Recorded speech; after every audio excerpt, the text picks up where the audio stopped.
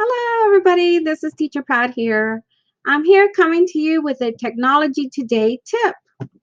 In the past, I felt that I was not very techno savvy per se. I didn't very know a whole lot about technology. As a matter of fact, I could say I've had a cell phone for about 5 years. So I have had a computer a lot longer than that, but the cell phone is another issue.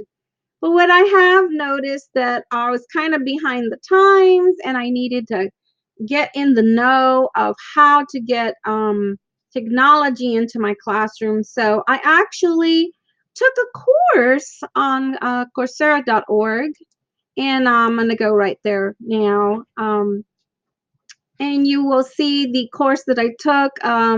It is called Emerging Trends and Technologies in the Virtual Classroom, K through 12. And I literally learned so much from these courses. It was the virtual classroom certification, and I really enjoyed learning all of that I could and glean from it and kind of learn to use it for my own classroom. And being a science teacher, um, I have asked my students to use this format, but I felt that you could tweak it and use it for English, and that's why I call it English Writing and Creating. Um, the thing is that you do have to have some type of materials. You would need a PC, or you could probably use a laptop. Anything that you could be able to write something on. Or the students could write something on easily. And I think that even first graders could probably use this even if they don't know how to spell or write. And we'll get to that a little bit later as to how they could do it. But let's go back and just say that in using Google Docs and Vidyard Go Video, which I'm doing right now, this is where I create a document, I insert images, and I'm just really basically scrolling down and reading it to you. And I have the video cam on. So your students could do this too. You could make an assignment where they are going to create some type of project. In You could maybe assign them, okay, where do you want to travel in the United States? And you could also maybe ask them, okay, how are you going to travel? Are you going to travel by plane? Are you going to travel by car? How are you going to get there? So it's a simple project, but sometimes just writing it down on paper doesn't really get them motivated. So why not bring what they are now used to, growing up in? All these children are growing in this technological world. And so get them to start writing and creating something to help them realize how important it is to learn to spell, to learn to write, um, and make it more meaningful.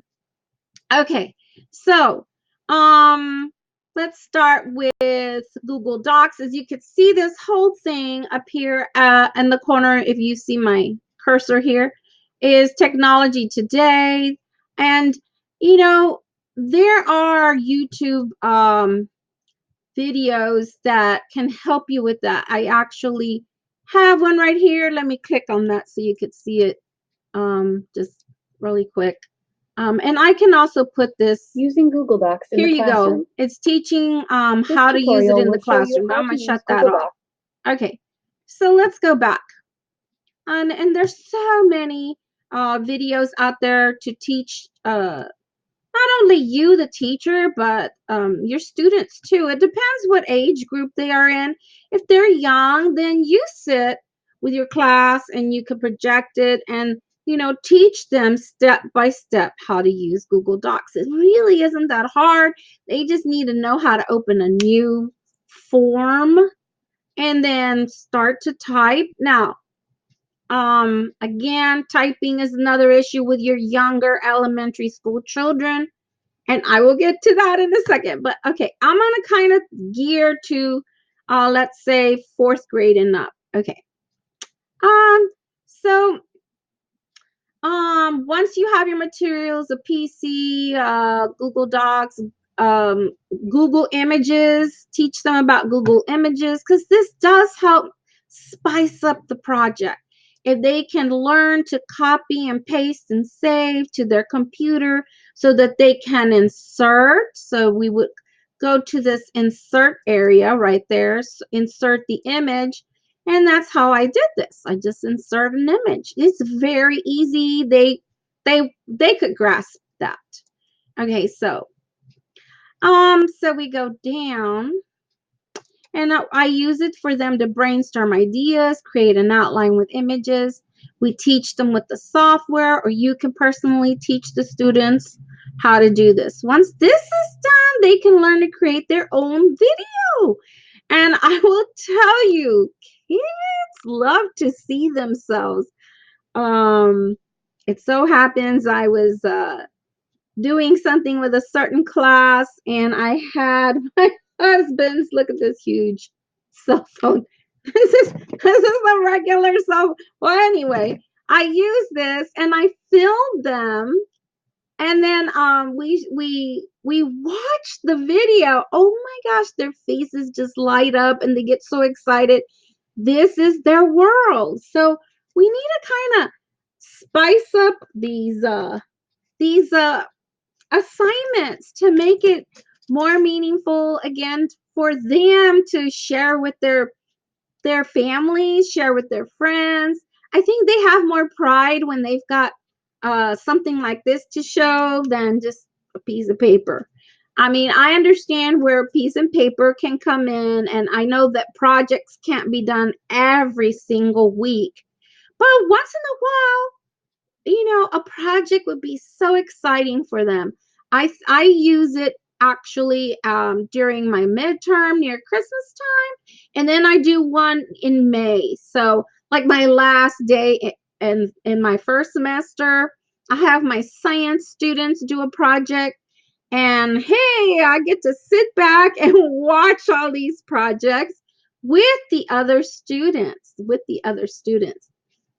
So they get really excited and try to do their best to do a very good presentation. They put their effort into it because they know that someone else is going to have to look at it, and so it puts that peer pressure, but it's a positive peer pressure on them to do well. So you teach them how do they use it, and then you tell them we're doing a classroom presentation, kind of give them a little bit of your objectives. Like I said, on this project, where do you want to travel to? Oops, sorry. In the United States. You narrowed it down. It's the United States. What kind of means of transportation are you going to use? Kind of narrow it down, and this kind of helps them more and more, and they can just type a few words in order and maybe insert a few pictures, but it's their conversation, just like I am right now with you talking about what I've put on this piece of paper. It makes it easier for them, and they can practice and practice if they like. All right, so let's go to the kids, like the first and second graders, maybe other children who cannot spell or cannot type. So there is a feature over here up on top where it says tools. Is it tools? Yes. And I'm scrolling down right here to voice typing. The voice typing is a cool feature because they can just say the words out loud. Let me see if I can find the link to that. So I just figured out a way to save a bunch of money. That actually is teaching students that they could watch, or you could watch so that you could teach the students voice typing using Google Docs. So I'm just, putting this as a teacher tip out there for you to make a writing list tedious. I know a lot of children that don't like to write, but you know what? They want to create a video for their family and friends. They'll do it. And this is a fun and easy way. They don't have to write long paragraphs. They could just write a few words, like I said, or they could write a few sentences and pick some pictures out of Google Images. And voila, they've got a video. And they feel so good about themselves, and it builds their confidence because it's behind a camera. They're not standing up in front of everybody. Although younger children, I think, are less shy about it, but older students are. I know I have high school students that prefer using this feature because they do not want to stand in front of everybody, but they can be themselves behind a camera. And, you know, some of these will do it at home, and they do so well. I am very proud of many of my students who have done and used this format. So I hope this has been a help for you. I'll see you next time. Happy teaching.